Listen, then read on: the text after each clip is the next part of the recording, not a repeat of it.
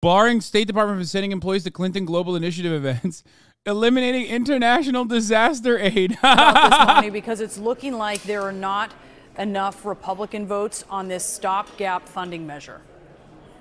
Yeah, Speaker McCarthy about to be dealt a blow here on the House floor. Already 15 Republican no votes and counting, and all Democrats voting against it. Remember, on a party line vote in the narrowly divided House, Kevin McCarthy can only afford to lose 4 Republican votes. Already 15 of his own members voting no, which means this measure is going down. This bill would keep the government open for about a month past the Saturday deadline. It would also include spending cuts and border security measures, things that many Democrats oppose, which is why they're voting against it in lockstep. But some of those members on the hard right don't believe it goes far enough in cutting spending and also object to the way that Speaker McCarthy has run the floor so far, believing he should have moved on more longer-term spending bills. So where does this leave everything? The very likely government shutdown could happen because of this stalemate and divisions within the GOP ranks about how to move forward. Now, McCarthy has refused to say exactly what his next steps would be once this would collapse. I've asked them time and again, is it time to start to cut a deal with Democrats, to try to come up with any short-term spending volume to avoid the government shutdown and the... This is what you get when you take a motherfucker from Bakersfield and put him into a position of power, okay? The Republican Party absolutely was correct when they said, nah, we shouldn't let any motherfucker from Bakersfield even be a representative, let alone the Speaker of the fucking House. That's what you deserve, dog. Have you seen Bakersfield? The fuck are you doing? Damaging consequences of a shutdown. The Speaker has not yet said that that is his plan. Perhaps one reason why? Threats from his far right, from those same members who are blocking this bill from going ahead, saying that if he does cut a deal with Democrats, that could be enough for them to force a vote pushing him out of the speakership. So the question now is, what will Speaker McCarthy do next? He walked into the chamber just moments ago, did not answer questions, but he is meeting behind closed doors with his entire conference this afternoon, presumably could detail the next steps here, but all eyes on the Speaker after this vote, expected to go down. Now 21 Republican no votes and counting. This is going to lose on a bipartisan vote. Now the Speaker will have to decide what's next as the Senate across the Capitol moving along bipartisan track to try to finish its own bill over the next few days. But now the House, divided Republican conference, can't get a bill through to keep the government open. The Speaker has to decide what's next. Brianna? What is the calculus then? And clearly he's being mum on what is next, Manu. We know that you have asked him, and you are quite persistent in your questions. We know that about you. But what is the calculus on putting this bill on the floor if he pretty much he knows it's going to fail, and it's failing pretty badly here? Yeah, it is. And it looks like the vote was just called here. They just gavelled the vote closed. It looks like, I believe, from what I'm seeing, 198 to 232 was the final vote here as the vote was closed. So that was a pretty resounding rejection. I just love the hilarious irony that Republicans are just doing too much Republican strategy. Even when Republicans are in power. You know what I mean? Like, yeah, this is what Republicans do. They got one speed, obstruction, right? So, yeah, when the obstruction party is doing too much obstruction because the obstruction party is obstructing itself, it's a pretty funny fucking predicament. They deserve it. And we, the people, also deserve this too. Let's be real.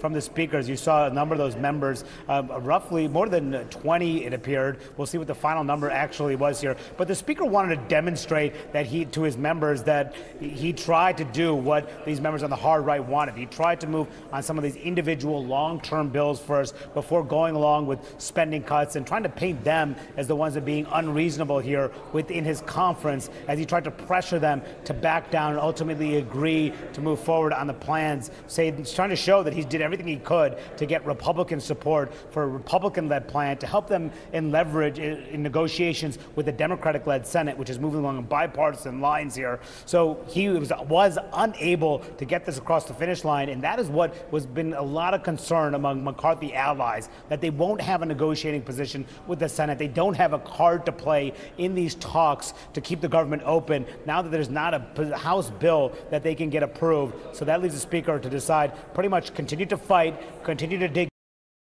Bro, this guy's been sending me Vivek on the Nelk Boys podcast for like 2 weeks now, or since it came out, every single day. Brother, you could put a gun to my head and I would not watch that. I'd be like, please pull the fucking trigger and end my life, because I would rather die than even have to think about it. Like, even use processing power to imagine what kind of conversations they had. Again, try to get the White House somehow to agree to their demands. If not, cut a deal with Democrats and potentially risk his speakership. Yeah, so does he necessarily, is he a goner if he cuts that deal with Democrats? And what happens if he does not cut that deal with Democrats? If he doesn't cut the deal with Democrats, this could be a prolonged shutdown. This morning, I asked him, will you do that? Is it time to do that? He said, I'm not going to surrender to liberal policies. He said, perhaps you guys want me to surrender, but I will not surrender. So he's sounding like someone who wants to dig in, wants to get some sort of concession with the White House on perhaps border security and immigration issues. That is what the Speaker himself has been talking about. Are you as perturbed on the inside as you portray yourself to be on stream? Yeah.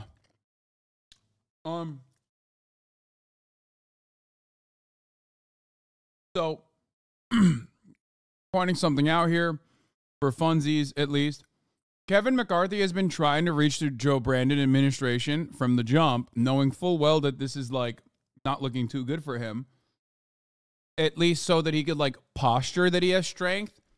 And then he, like, went into the administration and had a conversation.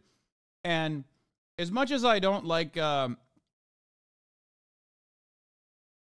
much as I don't really talk about this kind of stuff frequently, because it's like, who gives a shit? I do track it still. And it is very funny to me that the Brandon administration has been like, no, we did a deal already. Like, fuck you. They won't even give him a fucking life raft. They won't even give him the dignity of, like, having him come and have a closed door meeting so he can at least posture like he's trying hard. And it's pretty funny because, like, Brandon, in a lot of instances, has offered that to people who don't deserve it. But I guess they see Kevin McCarthy as dead in the water. And they did do this good-natured behavior with Kevin McCarthy last time. So they're like, yeah, okay, well, you got a deal already. Fucking, you got a deal. You already have the deal. Just keep moving forward with that one. We're not going to give you a new one. About over the last several days here, but if there is a vote to actually push him out, remember, one member could call for a vote seeking his ouster. Matt Gaetz has been threatening to do this for weeks. A number of members who are aligned with him say if McCarthy cuts that deal with Democrats, they will vote to oust him. So that remains a threat. Now, if the vote happens, that would only require all Democrats and just 5 Republicans to vote to kick him out of the speakership. Democrats are still uncertain about how they will deal with it. They're wondering if they can wheel and deal with the speaker, extract some concessions, perhaps save him from the speakership. That is a situation that they are still grappling with, thinking about internally as this plays out. But if he does lose that... Does that fridge always have soda in it? It's so small but always full. Because I fill it every morning. vote, then we will go to another speaker's race. They will keep voting until they get someone who can get 218 votes in the House to find a new Speaker of the House. Until that point, though, the House will be paralyzed, unable to act, in a complete hostage situation on the floor at this critical time, potentially the time when the government is shut down as well. So just a lot of questions, because that has never happened before in American history, but it's something that has continued to be a threat over the Speaker at this key moment here, which is why this is why McCarthy's next steps, of course, are being watched very closely in these halls, not just around the country and around the world, about whether the United States government will remain open, but whether he'll be able to keep his job and keep the far-right members from pushing him out. In this final vote now, we learn, Manu, 21 Republicans, that was the final count of how many he lost, could only lose 4, and he lost 21.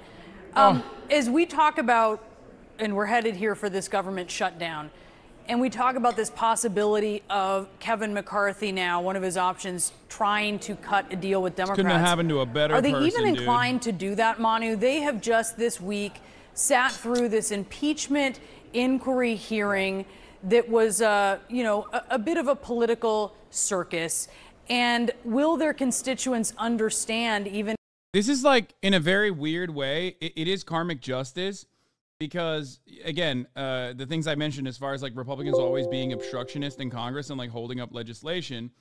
But it's pretty funny because doing the right thing in this instance is, like, collaborating with the Democrats and, like, pushing for a deal that is not favorable to the Republican Party. And Kevin McCarthy, for some reason, is not doing that because he doesn't want to lose his seat. Because Matt Gaetz, because he gave too much concessions to Matt Gaetz and too much power to, like, unseat him. How can you glaze up any form of decorum or tradition and when this is the literal feature of our government? No, this is awesome. This is when the decorum and tradition leads to catastrophic failure in the funniest ways possible. This is basically the same. Like, this is basically like if a Republican legislator in Oklahoma, okay, went to jail, or not Oklahoma, let's say Texas, went to jail for, like, having an abortion. You are hoisted on your own petard. So, yeah, I'm going to laugh at it because it's fucking awesome. It's literally the most Republican thing. They are doing too much Republicanism inside of the Republican caucus. And if they make the case why they would be trying to save the hide of Speaker McCarthy.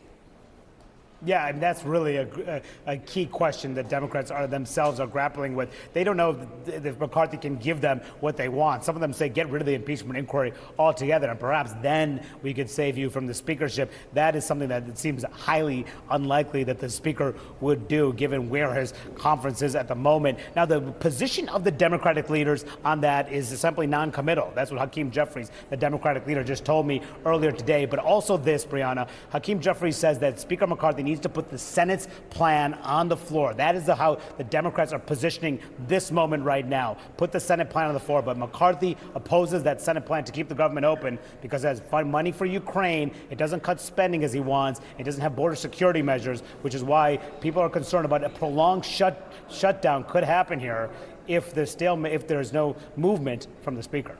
Yeah, it would very likely pass the House. Of course, it would certainly seal the fate of Kevin McCarthy. We know that. Manu Raju, thank you so much for taking us through that. This key vote in Congress failing. Yeah, that's the other part of it. Like, measure. He's just a selfish bitch. Like, he just doesn't want to lose power. He doesn't want to lose his power. He doesn't want to lose his position. He worked his whole life to get to that position.